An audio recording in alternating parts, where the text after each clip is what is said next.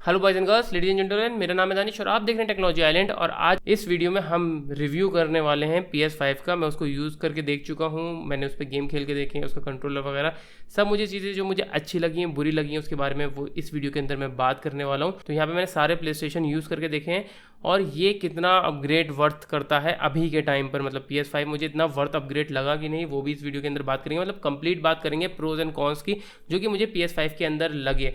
तो जल्दी से इस कमाल की वीडियो को शुरू करते हैं। तो दोस्तों यहाँ पर हम सबसे पहले बात कर लेते हैं कि इसके अंदर आपको क्या क्या स्पेक्स देखने को मिलते हैं। इसमें आपको AMD का Zen 2 प्रोसेसर देखने को मिलता है, जो कि आपका 3.5 गीगाहर्ट्ज की फ्रिक्वेंसी के साथ आता है। तो यहाँ पर आपको एक अच्छा CPU देखने को मिलता है। यहाँ पर आपको GPU भी देखने को मिलता है, जो कि आपका 10.28 टेराफ्लॉप्स का GPU है। तो यहाँ पर ये Xbox सीरीज X से थोड़ा कम है, लेकिन मेन चीज़ ये होती है कि सोनी और गेम्स वाले स्टूडियोज इसको कैसे ऑप्टिमाइज़ करते हैं, तो वहाँ पर वो देखी जाती है। तो ये काफ़ी अच्छा पावरफुल GPU है। और यहाँ पर आपको 16 GB की DDR6 आपको रैम देखने को मिलती है। और यहाँ पे जो आपको SSD वो बहुत मतलब ब्लेजिंग फास्ट SSD देखने को मिलती है। लेकिन जो स्टोरेज है वो आपका सिर्फ 825 GB है। और जब मैंने इस प्ले स्टेशन को यूज़ करा था तो वहाँ पर आपको सिर्फ 667 GB देखने को मिलती है यूजेबल, जो कि मुझे थोड़ी कम लगी कि आप उसमें ज़्यादा गेम आप नहीं रख सकते। तो वहाँ पर आपको एक एक्सटर्नल SSD लगानी ज़रूरी पड़ जाएगी लॉन्ग टर्म में, क्योंकि भाई आप इतने सारे गेम सेव नहीं कर पाओगे।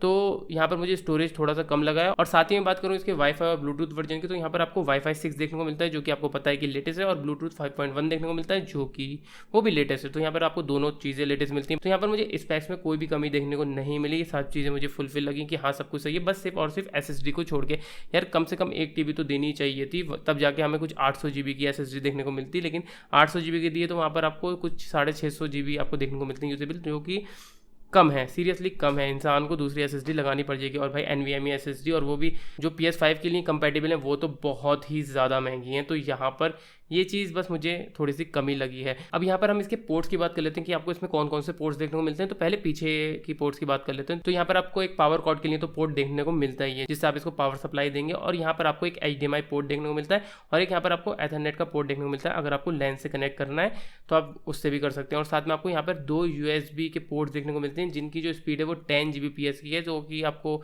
बहुत तेज़ आपको USB पोर्ट्स देखने को मिलते हैं। तो वहाँ पर ये अच्छी बात है कि आपको बिल्कुल बढ़िया से आपको देखने को मिलते हैं। और मैं फ्रंट साइड की बात करूँ तो यहाँ पर आपको 2 बटन देखने को मिलते हैं। एक इजेक्ट का बटन है, जो कि डिस्क आपकी बाहर निकालता है, और दूसरा जो बटन है वो है आपका पावर बटन, जिससे आप आपका प्ले स्टेशन ऑन करेंगे। और यहाँ पर आपको आगे भी 2 पोर्ट्स देखने को मिलते हैं, एक USB Type-C, एक USB Type-A। तो यहाँ पर आपको कोई भी पोर्ट्स की कमी देखने को नहीं मिलती है। इसी की बात करूँ तो यहाँ पर अब इसके हम लुक्स की बात करते हैं कि मुझे ये कैसा लगा फर्स्ट लुक में। तो जब मैंने इसको देखा तो भाई मुझे ये थोड़ा सा मतलब अच्छी भी फील आई, और थोड़ी देर बाद मुझे बस ठीक लगने लगा इसका डिज़ाइन। मतलब इतना मुझे कमाल का डिज़ाइन नहीं लगा। जब तक मैं इसको इंटरनेट पे देख रहा था तो मुझे बहुत ही बढ़िया डिज़ाइन लग रहा था। मैं कह रहा था फ्यूचरिस्टिक डिज़ाइन है, क्या खूबसूरत है, पता नहीं कौन सा एलियन वेयर है, ये सारी चीज़ें मुझे लग रही थी। लेकिन जब मैंने इसको रियल लाइफ में देखा तो मुझे इतना कोई खास लगा नहीं। मैंने इसके बराबर में PS4 को रख के देखा तो मुझे वो ज़्यादा मिनिमल लगा। ऑफकोर्स अब हो सकता है कि थोड़ा मुझे मिनिमल लुक ज़्यादा पसंद आते हैं, तो इस वजह से मुझे PS4 का ही लुक ज़्यादा पसंद आता है। लेकिन PS5 का लुक बहुत लोगों को बहुत अच्छा लग रहा है। मुझे पर्सनली इतना कोई ख़ास नहीं लगा। मेरा दोस्त है, उसको बहुत ज़्यादा अच्छा लग रहा है कि भाई बहुत ही शानदार है, पर मुझे जस्ट ओके, हाँ ठीक है, कोई इतना ख़ास नहीं है। और जब मैंने इसको रख के देखा ऐसे हॉरिजॉन्टली तो मुझे बिल्कुल भी अच्छा नहीं लगा। तब तो बिल्कुल ही बुरा लग रहा था। मैं कह रहा था वर्टिकल तो फिर भी थोड़ा अच्छा लग रहा है, हॉरिजॉन्टल तो बिल्कुल भी नहीं। मतलब लुक में हॉरिजॉन्टली तो मज़ा ही नहीं आ रहा था, वर्टिकल रख के ही थोड़ा ढंग का लग रहा था। जब मैंने अपने TV के बराबर में भी रखा तो वर्टिकली अच्छा लग रहा था, हॉरिजॉन्टली तो ऐसा लग रहा था कि पता नहीं क्या चीज़ अजीब सी रखी हुई है। तो लुक्स के मामले में मुझे बस ये ठीक लगा। मैं इसको 6 आउट ऑफ 10 दूंगा। लुक्स के मामले में मुझे कोई खास लुक्स लगे नहीं, लेकिन कई लोगों को बहुत अच्छे लग रहे हैं, तो सबकी अपनी अपनी होती है।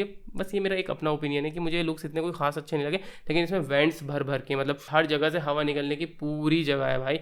तो यहाँ पर इतना कोई गर्म नहीं होगा, पीछे से आराम से पूरी हवा निकलेगी, तो आराम से आपको कोई हीटिंग इशू इसके अंदर आपको देखने को नहीं मिलेगा। लेकिन लुक्स की बात करूँ तो इसका वेट, मैंने सोचा नहीं था कि मैं कभी भी कंसोल की बात करूंगा और मैं वेट की बात करूंगा, क्योंकि मैटर करता ही नहीं है कंसोल के लिए वेट, क्योंकि आप एक जगह रख देते हो और वो ज़िंदगी भर उसी जगह उसी शेल्फ में रखा रहता है और आप उसको खेलते रहते हो। लेकिन मैं बात इस वजह से कर रहा हूँ क्योंकि मुझे महसूस हुआ वेट भाई साहब। पहले मैंने अपने ये मॉनिटर से जोड़ के देखा था उसे, तो जब मैंने यूज़ कर रहा था तो मैं यूज़ कर रहा था। उसके बाद मैं सामने वाले टीवी की तरफ, जो 65 इंच का टीवी है, उसमें मैं खेलने लगा। मैंने सोचा लाओ इस पर भी खेल के देखते हैं, ज़रा बड़ा इमर्सिव व्यू लेते हैं। वैसे तो मैं मॉनिटर में ही खेलता हूँ, ये 32 इंच वाले, लेकिन मैं सोचा लाओ खेल के देखते हैं ज़रा PS5 का, उसमें भी मज़ा लेते हैं हम। तो भाई जब मैं उसको उठा रहा था तो भाई मुझे लगा कि यार कुछ ज़्यादा हैवी नहीं है, क्योंकि मैं PS4 को कभी यहाँ पर, कभी अपने टीवी में, कभी नीचे वाले रूम में, कभी बराबर वाले रूम में लेके जाता रहता हूँ, तो मुझे कभी भी हैवी नहीं लगा, आराम से मज़े से लेके जाता रहता हूँ। लेकिन जब मैंने इसको सिर्फ यहाँ से वहाँ तक ले गया तो मुझे फील हुआ कि भाई ये थोड़ा सा भारी है, जो कि मुझे थोड़ा भारी लगा। और जब मैं इस वीडियो के लिए इसका थंबनेल बना रहा था ना, जो कि आपने इस वीडियो में आने से पहले थंबनेल देखा हो, तो मैं आपको बताऊं वो थंबनेल के लिए मैंने एक हाथ में अपना PS5 रखा था, और सीरियसली वो थंबनेल के लिए फोकस हो नहीं रहा था, थोड़ी देर पकड़ा रहा तो मेरे हाथ में मुझे महसूस होने लगा कि भाई ये सच में भारी है। और जब मैंने इसका वेट देखा ना कि इसका 4.5 kg का, मतलब 4.5 किलो का ये PS5 से इसकी बॉडी है, तो भाई मुझे लगा कि भाई सीरियसली ये भारी है। मुझे पता है कई लोगों के लिए मैटर बिल्कुल भी नहीं करेगा, क्योंकि वो एक बार उठा के रख देंगे अपने टीवी के बराबर में और ज़िंदगी भर वहीं रहेगा, पर मुझे लगा कि ये चीज़ बतानी चाहिए, क्योंकि मुझे महसूस हुई, क्योंकि मैं काफ़ी ज़्यादा इधर से उधर अपने PS4 को करता रहता हूँ और PS5 को भी करूँगा, तो वहाँ पर ये भारी है भाई। अब हम इसकी मेन हाईलाइट की बात करें, जहाँ पर मुझे ऐसा लगा कि हाँ भाई ये वर्थ अपग्रेड कर रहा है, क्योंकि जब आप PS4 से PS5 पे शिफ्ट होते हो आपको सिर्फ डिज़ाइन का पता चलता है, लेकिन जैसे मैंने इसको ओपन करा और जब मैंने इसके कंट्रोलर को हाथ में पकड़ा, मैं सीरियसली बता रहा हूँ ये बहुत ही ज़्यादा अच्छा हो चुका है इस टाइम कंट्रोलर। मुझे अपने PS4 का कंट्रोलर बहुत बुरा लगने लगा है इसके बाद, सीरियसली बोलूँ तो। एक तो ये थोड़ा बड़ा हो चुका है, ठीक है, तो आपकी जो हैंड ग्रिप आती है ना वो बहुत बेहतरीन आती है इसके अंदर, तो वो चीज़ मुझे बहुत अच्छी लगी।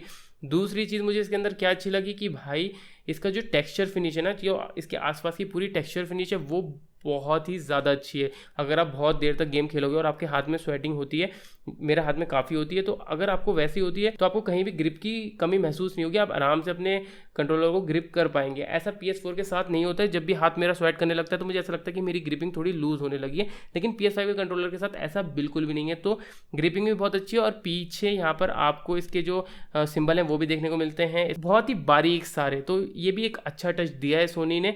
और यहाँ पे बात करूँ तो इसकी एक चीज़ जो मुझे बुरी लगी है, जो कि मुझे लगता है कि प्लेस्टेशन वालों को बिल्कुल नहीं करनी चाहिए थी, सोनी को बिल्कुल नहीं करनी चाहिए थी, वो है इसके जो बटन्स हैं, ट्राइंगल, स्क्वायर, सर्किल, और एक और कौन सा बटन है, ट्राइंगल है, स्क्वायर है, सर्किल है, कौन सा बटन है भाई, वो x x x chemical x कैसे भूल गया। ट्राइंगल, स्क्वायर, सर्किल और जो एक्स है उसके कलर बिल्कुल हटा दिए गए हैं, वो ब्लैक कर दिए गए हैं, या फिर ब्लैक कंट्रोलर पे वाइट कर दिए हैं, जो कि मुझे बिल्कुल भी एक अच्छा टच नहीं लगा है। ये चीज़ मुझे तब भी बुरी लगी थी जब इन्होंने प्ले स्टेशन के लोगो जो कंट्रोलर पर होता है उसका कलर हटाया था, तब वो चीज़ भी मुझे बुरी लगी थी। बट ये शायद एक ही कलर का कंट्रोलर लेकर आना चाहते हैं, तो वो सारी चीज़ें हटा दी, शायद वो अब उनको बच्चों जैसी लगती हैं, बट मुझे वो चीज़ें पसंद थी, वो हटाने बिल्कुल भी नहीं चाहिए थी। तो ये चीज़ मुझे अच्छी लगी। लेकिन एक चीज़ मुझे बहुत अच्छी लगी कि इसके अंदर आपको इनबिल्ट माइक दिया जाता है, और ऊपर से सिर्फ माइक नहीं दिया जाता है, उसको ऑन ऑफ करने का बटन कंट्रोलर के ऊपर ही रखा जाता है। पहले मुझे समझ में नहीं आया कंट्रोलर का बटन किस चीज़ का है, फिर मैंने यूज़ करा तो पता चला अच्छा ये माइक का बटन है, इसको ऑफ कर दो ऑफ हो जाता है, ऑन कर दो तो ऑन हो जाता है। और एक लाइट है जो आप ब्लिंक करती रहती है, जिससे आपको पता रहता है कि भाई ये ऑन है तो लाइट जल रही है, ऑफ है तो लाइट बुझी हुई है।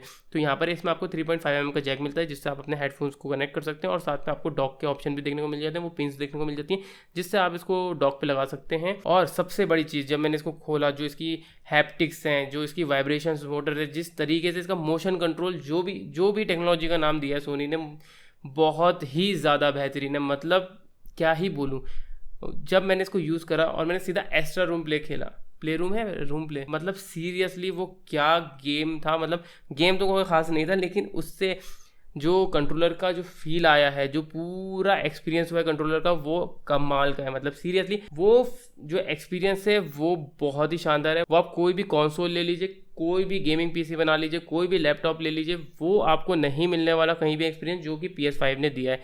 मतलब बहुत ही शानदार है। जिस टाइम मैं उसको यूज़ कर रहा था अलग ही फील आ रही थी। इतना खूबसूरत हार्डवेयर और सॉफ्टवेयर का मिक्सचर मैंने कभी भी गेमिंग के अंदर नहीं देखा है अपनी लाइफ में, और बहुत ही शानदार है। अब तो मुझे अपने PS4 का कंट्रोलर इतना बुरा लगने लगा, जबकि बहुत ही बढ़िया है, लेकिन मुझे बहुत ही बेकार लगने लगा है यार, बहुत ही बेकार। मतलब PS5 का कंट्रोलर बहुत ही अच्छा लग रहा है, और मुझे लग रहा है कि ये क्या चीज़ है, कितनी बेकार चीज़ बनाई है सोनी ने PS4 का कंट्रोलर देख के। PS5 का कंट्रोलर इतना शानदार है, मतलब बहुत ही ज़्यादा अच्छा अपग्रेड है। शायद कंसोल में इतना बड़ा अपग्रेड नहीं होगा जितना सिर्फ और सिर्फ कंट्रोलर में अपग्रेड कर दिया है सोनी ने। तो कंट्रोलर तो इसकी मतलब एक पूरी तरीके से जान बन चुकी है PS5 की। सारा मदद, आधे से ज़्यादा मदद तो कंट्रोलर ही दे जाता है भाई, सीरियसली बताऊँ तो। इसके बाद हम बात करते हैं UI की। जो हम अपना PS5 की UI जो होती है वो बहुत ही ज़्यादा बेहतरीन कर दी है सोनी ने। पहले जो था ना, जो PS4 की UI थी, PS3 से काफ़ी अच्छी थी। जब मैंने PS4 लिया था नया नया, मुझे PS3 से काफ़ी ज़्यादा अच्छी लगी थी, लेकिन उतनी शायद जो कुछ कमियां PS4 की UI में थी ना, वो सारी की सारी उन्होंने ख़त्म करके PS5 की UI में उसको कंप्लीट कर दिया। मतलब हर एक चीज़ का ऑप्शन आपको इतनी ईजिली लगता है, मुझे कहीं से भी ऐसा नहीं लगा कि यार ये ऑप्शन मुझे कहाँ मिलेगा, ये ऑप्शन कैसे होगा, क्या होगा। इतनी स्मूथ कर दिए UI और इतना ऑप्शन, मतलब ये हर एक ऑप्शन आपको थाली में रख के परोस दिया है सोनी ने। मतलब हर एक ऑप्शन आपको, सारे ऑप्शन इतनी आसानी से मिलते हैं और इतने सारे ऑप्शंस देखने को मिलते हैं और इतनी अच्छे से वो डिज़ाइन हुए हैं कि आपको एकदम ऐसा नहीं लगता कि सब कुछ मेरे मुंह पे थोक दिया। आपको हर एक चीज़ ऑर्गेनाइज मिलती है और हर एक चीज़ आपको क्लटर फ्री देखने को मिलती है इसके अंदर, जो कि मुझे बहुत ही ज़्यादा अच्छी UI लगी है। और एक सबसे अच्छी चीज़ लगी है कि जब भी आप जो गेम पे आप जाते हो ना, उस गेम की वो थीम बन जाती है। मतलब अगर आप GTA 5 पर हो तो वो थीम बन जाएगी आपके PS5 की, आप अगर स्पाइडरमैन पर हो तो वो थीम बन जाएगी, जो भी आपका गेम होगा ना तो वो थीम बन जाएगी, जो कि मुझे बहुत अच्छी चीज़ लगी। इसके बाद आपको UI के अंदर और भी कई सारी चीज़ें देखने को मिलती हैं। अगर मैं बात करूँ तो यहाँ पर आपको OTT प्लेटफॉर्म देखने को मिल जाते हैं, मतलब स्पॉटिफाई, नेटफ्लिक्स, अमेजॉन प्राइम, आपका एप्पल TV जैसे ऑप्शन देखने को मिल जाते हैं। यहाँ तक कि आपको यूट्यूब का भी ऑप्शन देखने को मिलता है। तो ये सारी चीज़ें आपको देखने को मिल जाती हैं। तो यहाँ पर आप सिर्फ गेम नहीं खेल सकते, आप अपने OTT प्लेटफॉर्म से अपने मूवीज़ या शोज़ भी एंजॉय कर सकते हैं। और यहाँ पर आपको एक वीडियो एडिटिंग सॉफ्टवेयर भी देखने को मिलता है, जो कि शेयर फैक्ट्री के नाम से आता है।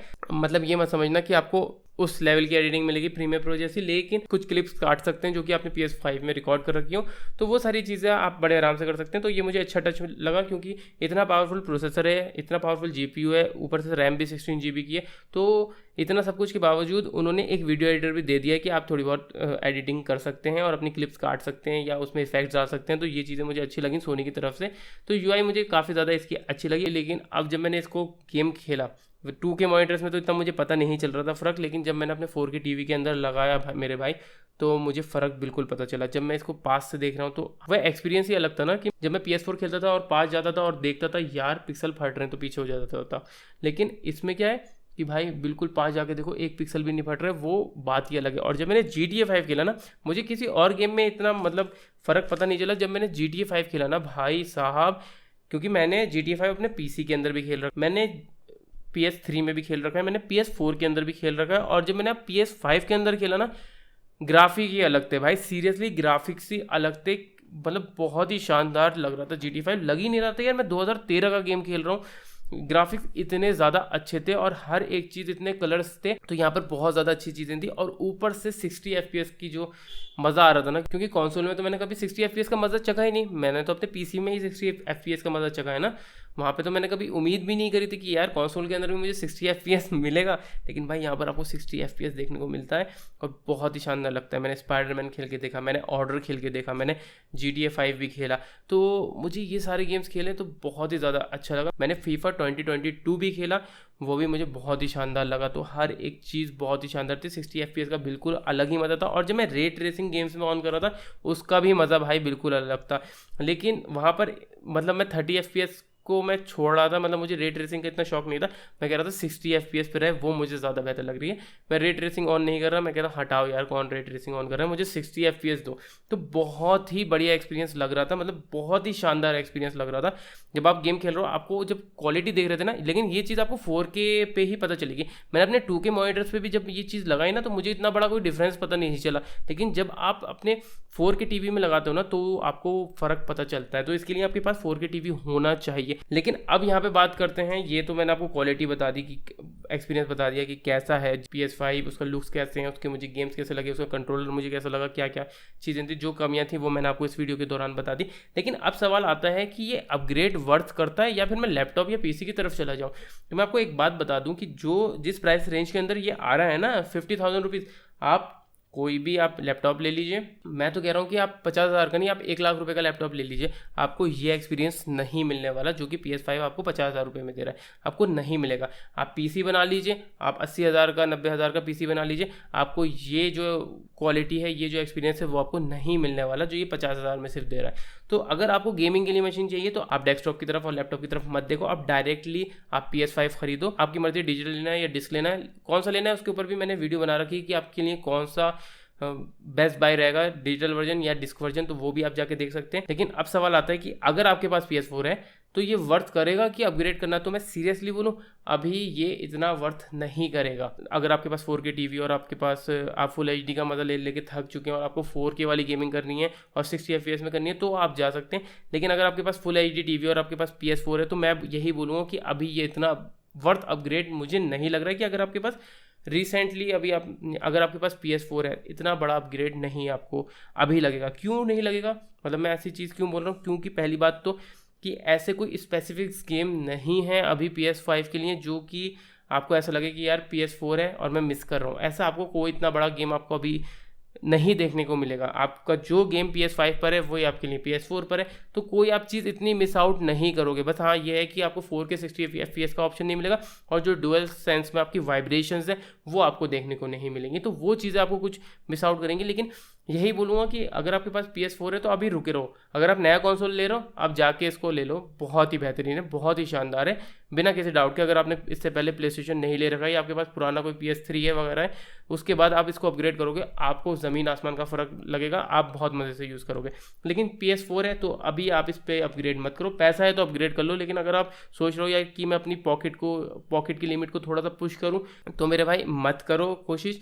अभी आप PS4 ही खेलते रहो। जब PS5 अभी पहली बात तो अवेलेबल नहीं है भाई, सीरियसली अवेलेबल मिल ही नहीं रहा है। पहले तो इतनी मुश्किलों से तो आप मिल रहा है। आप ब्लैक में लेना चाहो 60,000 रुपये का तो शायद 60-70 हज़ार रुपये का मिल रहा है, तो आप वो ले सकते हो। लेकिन इतना अपग्रेड मुझे अभी वर्थ नहीं लग रहा है। अभी PS5 पे कोई गेम्स आने दीजिए, लाइब्रेरी बनने दीजिए, उसके बाद अगर आप PS5 लोगे तो वो ज़्यादा वर्थ करेगा। अभी इतनी बड़ी वर्थ इसको मुझे नहीं लग रही है अगर आपके पास PS4 है। लेकिन अगर आपके पास, मैं फिर बोल रहा हूँ, कोई कंसोल नहीं है तो आप PS5 मज़े से ले लो। सेल आने वाली है, शायद जून वगैरह में सेल आने वाली है PS5 की, तो आप जाके ले सकते हैं।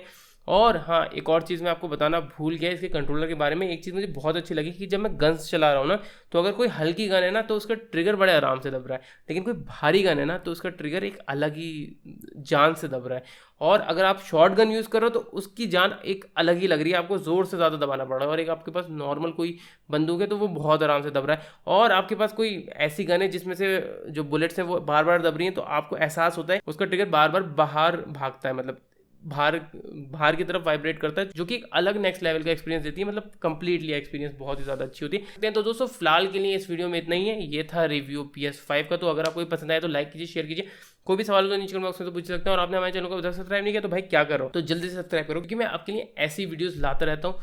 तो मैं मिलता हूँ आपको अगली वीडियो में, तब तक के लिए spread peace, love and happiness.